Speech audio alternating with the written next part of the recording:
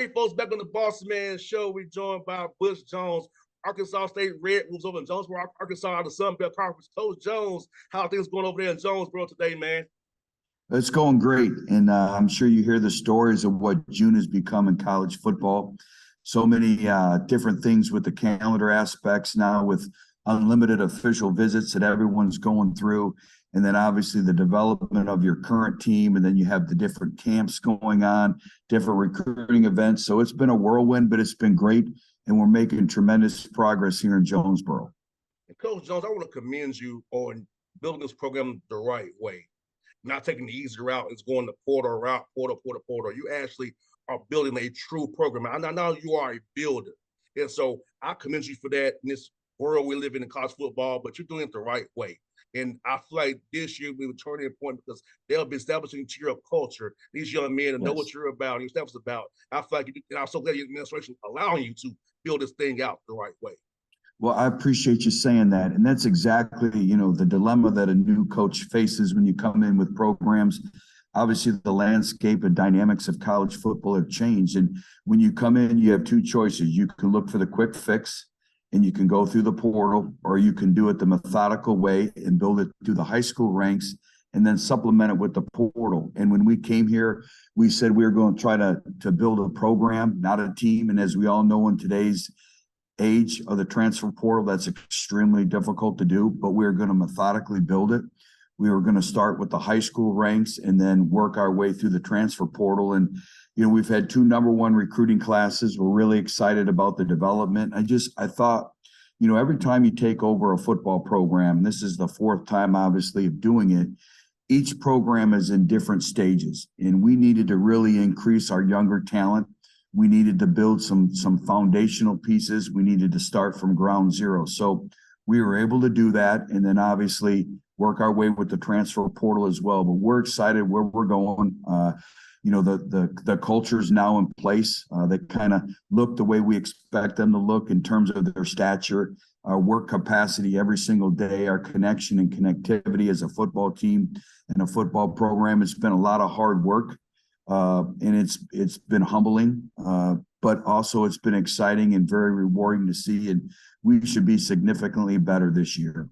And Coach Jones, talk about having support of the university and administration behind you and your AD, because a lot of times when you get to these jobs, they want you to win right away. But see your vision for, hey, we're going to build this the right way and support that and not deviate from it or get antsy. About the support of your president and AD and administration who sees your vision and supports it fully.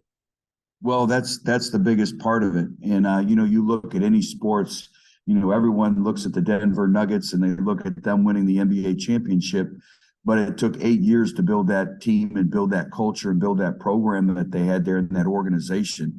And they methodically did it. And I get it. We're judged by results and it's instant gratification, but we do have a great administration. Our athletic director is Jeff Puritan, who came from the University of Alabama. So he knows what good looks like. He knows what great looks like. We worked together there when I was in Tuscaloosa. So we know each other extremely well. But we have a great supportive university here. Our chancellor, Dr. Todd Shields, is new as well. He came to us from the University of Arkansas. So they've been around big time college athletics. They get it, but I think they also understand what it takes to build. And I think the other thing is our administration kind of knew where we're at when we came here with the program. It is what it is, and you have to put your head down. You have to work every day. So it's great and great comfort knowing that you have the support of them and they know what you're going through and they're willing to do whatever it takes to win and get the program where we need it to be.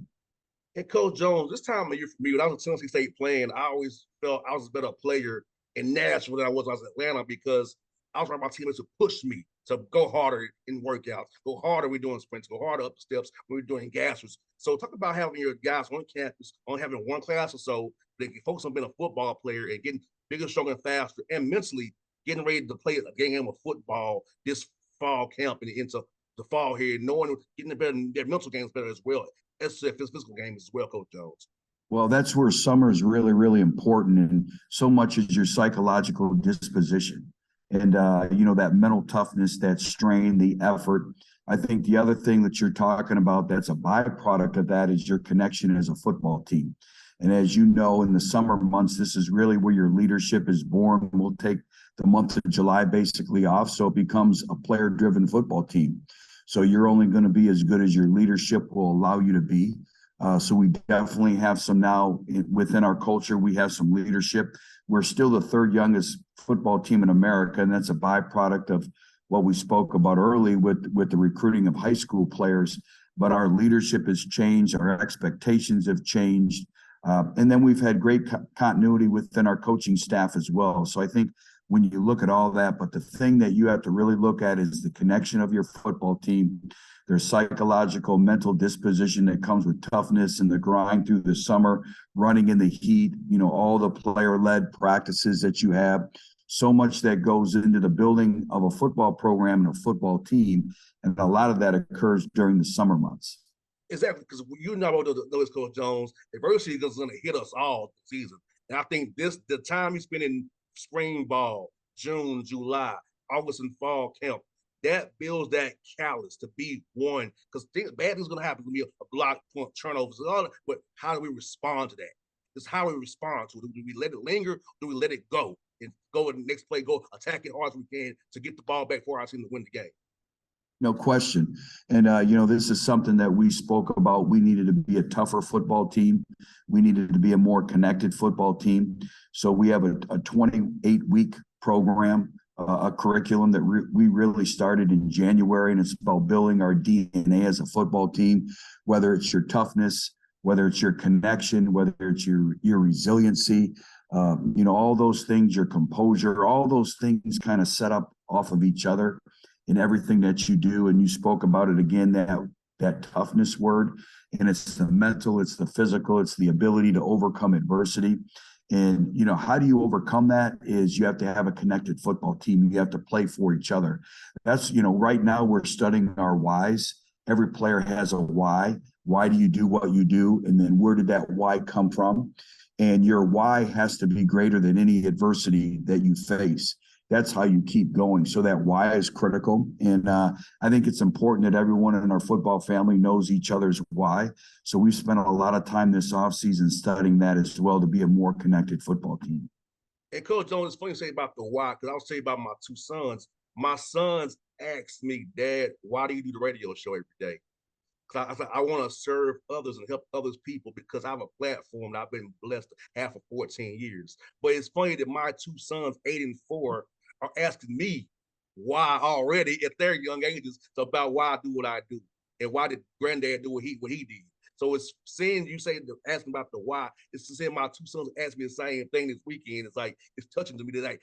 These kids 8 and 4 years old have been in their minds already of what why is. Well, that's that should be pretty rewarding for you that they're thinking that way. But everyone has a why. But again, why do you do what you do? And then when times go tough, when you talked about adversity, is that why has to be greater than that? And then where did that why come from? And then what individuals in your life, like your father, keep you on your why, keep you doing what you do? So again, I think that's been the exciting team, and I think that's been part of our growth and maturation as a football program, not just a team, is to see our entire why grow as well.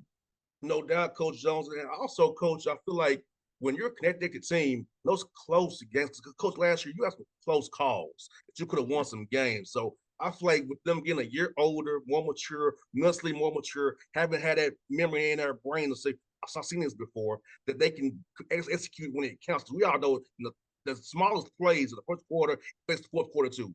Every play matters in a football game, every phase of the game. So I feel like your young men getting those reps last year will help them this year execute those close games and win them for you, because you had some close calls last year. I feel like the record is not what it could have been, but people should watch the film and see. You all played hard, had chances to win many games last year. Well, it's like you've been in our staff meetings and been in our team meetings. That's exactly what we spoke about, the ability to play winning football on a consistent basis. And we could play winning football for about 3 quarters, 3.5 quarters, but I didn't think we had the competitive stamina. We didn't have the competitive depth to be able to withstand 4 quarters of football. And as you know, the Sun Belt Conference in probably the last 3 to 5 years has drastically changed. It's one of the most competitive conference in the country. We had 8 games where we were leading in the fourth quarter. And so now it's the ability to close games out. And you talked about being a year older. We've also talked to our team. We just can't be a year older. We have to be a year better. What we did last year, what you did last year as a football player is not good enough. We have to do more. We have to expect more. Our standards, our principles, our values. So you're right on with everything. We were in every game right till the mid-fourth quarter. So now what do we take from those experiences? How do we apply them in moving forward? The other exciting thing is we have 37 new faces on our roster. So again, when you look at having 85 scholarship players, 37 are new individuals. That's why no 2 teams are ever the same. Every year is a new leadership opportunity, a new opportunity for individuals in your program as well. That's why this summer, when we break for July here and our players take over our program, the leadership has to be the best that it's ever been. 100%, Coach. And I feel like, Coach, this is so good. It's so great that you do this for your players to give an opportunity to lead. Because I know sometimes you don't have opportunity to lead. Some coaches don't let guys lead. So it's just letting these guys hold them to the, hey, let's see what you do as being leaders and being accountable. I feel like they'll hit some guys want to step up to be even more leaders, more vocal, lead more by example, do drills harder. So I feel like leadership also in different forms too. And I feel like that's great you're doing it for your players. I feel like they'll help them grow on the football field and it's men off the field. Well, it's all about ownership. Do they own the program? Do they own your culture? Do they take pride in that? And we have individuals now that own our culture. Yes, and there's a difference when you rent something and when you own something. So it's owning our culture, it's owning our standards, our expectations on a daily basis, and we now have that in place.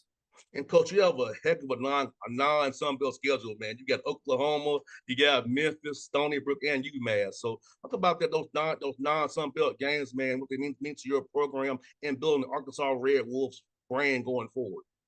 Well, we get started early. It's kind of exciting because we open up on national television at 11 a.m. to start the college football season against a storied program like the University of Oklahoma. So to be able to go in Norman, be the first game of the year on Saturday is very exciting. So we're the game right after college game day, and it's a great opportunity. It's a great platform, but it's also a great challenge. And then we come back and we have a great rivalry with Memphis. We've been in every game. Last year, it came down to a 4th and 6 play. And unfortunately, we had a mental error and they converted and then went down and scored and won the football game. So we've been close. It's been a very hard fought contest for the couple of years that we've been here. But I like the way our schedule lays out. It's going to be a great challenge. I think that's the other thing when you look at the Sun Belt Conference. Not only are we extremely competitive from top to bottom, but also when you look at the challenge of our non-conference schedules, that's what makes this one of the most competitive conferences in the country. 100%, Coach. I feel like the Sun Belt Conference is some of the best football in America. People should really watch it more and more often. All you guys have different styles of play, but it's fun to watch it. Guys are well coached, and I love it because I told you my dad's a coach. So me and my dad sit on Saturdays to watch games together, and we're just watching the coach and watching what we're seeing. And my mom hates it. My mom's like, "What do you watch that I don't see?"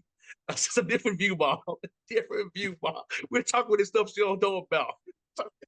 Well, it's interesting when you talk about watching it and the style of play within the conference. Everyone used to know the Sun Belt as the Fun Belt, and you'd beat teams 52 to 51, 52 to 49. That has drastically changed. It's basically become a defensive-oriented conference. When you look at the team that won our conference championship, they gave up 17 points per game last year. So the whole dynamics of the conference has changed. I think when you look at the commitments by the institutions, the facilities, the leadership that we have within the Sun Belt Conference in New Orleans, it's really, coming to this league after being a part of the SEC for the last 10 years, there's not much difference. There really isn't from a competitive standpoint, from a mentality standpoint, and from the investment that the universities are making in their football programs. Well, Coach Jones, I appreciate your time today, man. I was going to catch up with you. Like I told you, man, I'm a big fan of yours. So was my father as You well, are the best. Let me just tell you, you are the best. So any chance I get an opportunity to speak with you, it's an honor and a privilege. I think the world of you. And I think it's also important that I say thank you to you for everything that you do with your platform.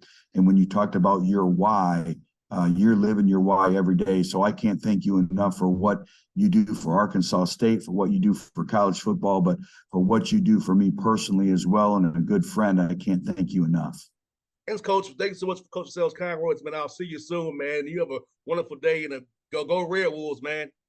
What's up? Thanks again. Anytime, Coach.